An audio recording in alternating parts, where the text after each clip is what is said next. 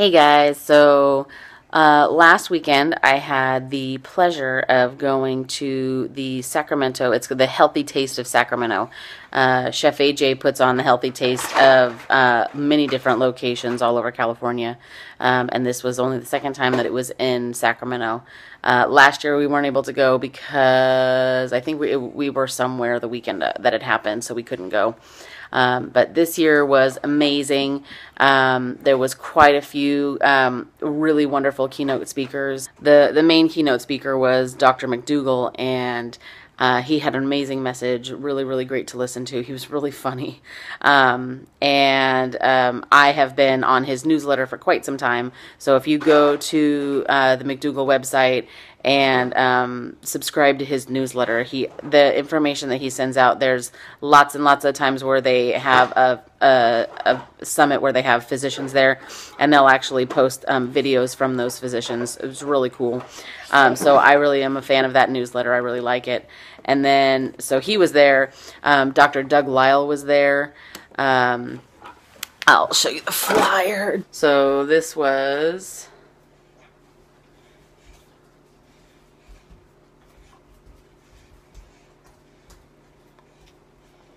So up here at the top, we've got Dr.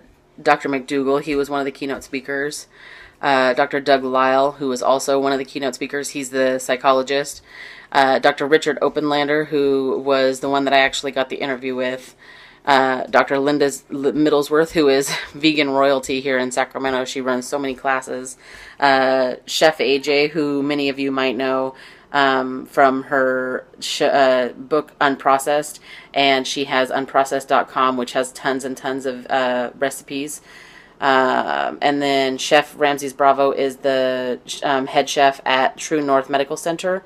And then Miyoko Shinner, who actually has a new cheese thing for vegan cheese. So it was really, really cool. But I wanted to share with you that I got to go. And I wanted you to be able to see the interview that I got with Dr. Oppenlander. He was the only one that I was able to grab. I tried really hard to grab all of them. They were all so wonderful. But there was so many people there, it just didn't work out. So without further ado, here is my interview with Dr. Richard Oppenlander. So in terms of sustainability, what should we really be thinking about in what we're purchasing from the grocery store and what we're putting into our family's bodies? What should we really be thinking about? Yeah, great. That's actually a great question. The first thing I think that most humans, most individuals should be thinking about first and foremost is that what you eat, the choices that you make, have a far greater impact on the world and other people and other species and other future generations than just on yourself. I think that's the most important thing, that all aspects that are in front of us that we need to be concerned about. And that's the first step, is to understand that what's on your plate isn't just affecting you, your own health. You start looking outside of self and start looking at its effect on everything. That's the first step. But so specifically, the effect of animal agriculture. So all foods with many animal products in them have a much larger footprint on our planet, such as how much water, land, and that they use, and what's required of them, and how much it affects climate change. And so the goal would be to eat as low of a footprint type of food item you can, which has to be, by definition, plant-based foods. You had mentioned in your speech that you were that the amount of water consumption from our diet really affects everything around us. Can you go into the numbers of whether you're saving water by flushing the toilet less or taking shorter showers or turning it off when you're brushing your teeth? That saved, you said, what, 2 to 3 gallons per day? Yeah, well, another great question, because I think most people are concerned, especially in certain areas of the world, such as California or Southwest United States, such as Arizona. It's well in front of us here in this area of the country that there is a water crisis. There will continue becoming some. And in fact, it's predicted by most scientists that over the next just 15 years, there'll be a 40% shortage in water supply.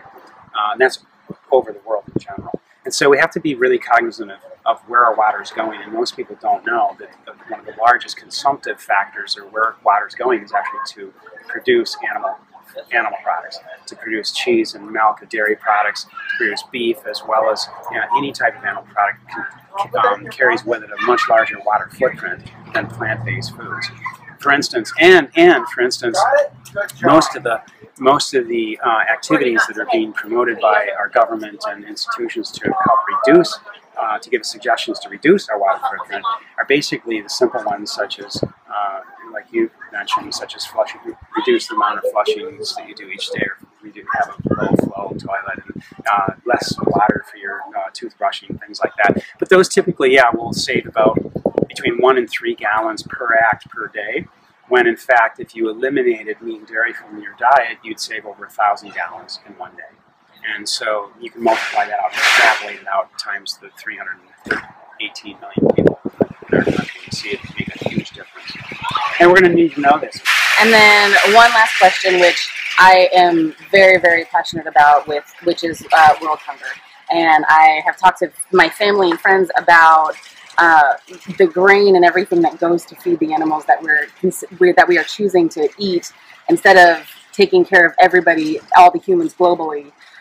Can you talk a little bit about like the percentages of people that are really not surviving just because we're choosing to eat animals? Yeah, well, that goes very well along with accompanies what we just mentioned earlier about starting to look outside of self, like what we eat on our plates, what we find on our plates, what the food choices that we're making on a daily basis, how that affects other people or other species on Earth. And that's a great thought, because a great example, because today there are over 1 billion people, well, right around 900 million to 1 billion people that are suffering from hunger globally, and 3 million children will die from starvation this year alone, 3 million. And at the same time, about 77% of all of our coarse grain, and a little bit over around 45 to 50% of all of our grain produced in the world is fed to animals in the livestock industry, rather than going towards those that are suffering the most in the world. So, once we start knowing this and understanding that plant-based foods and to basically eliminate animal products from our diet will essentially benefit those that are suffering in developing countries. Okay, so thank you very much for doing this. I really, really appreciate it. You have the 2 books that are out. We have the Comfortably Unaware, and then Food Choice and Sustainability, which I have actually seen on Linda's coffee table when I was there for a gathering, and they're on my list of books to buy and read. Well, by all means, yeah. Absolutely. So thank you very much for doing thank this. You. All right, thank you. So there it is. Food sustainability. We really need to pay attention to where our food is coming from, how the water is being used. And that's the fact that there's people out there without drinking water, and we're feeding thousands of gallons to animals that we're eating, as opposed to, so I have a lot of opinions on this stuff, but check out his books. He's really very interesting, really very nice guy. And he's been to the places that he's talking about. He has been there. He has researched it. If you don't believe me, that's fine. Believe him. So until next time, have a good day. Don't forget to like, share, subscribe. Thank you so much. Talk to you guys later. Bye.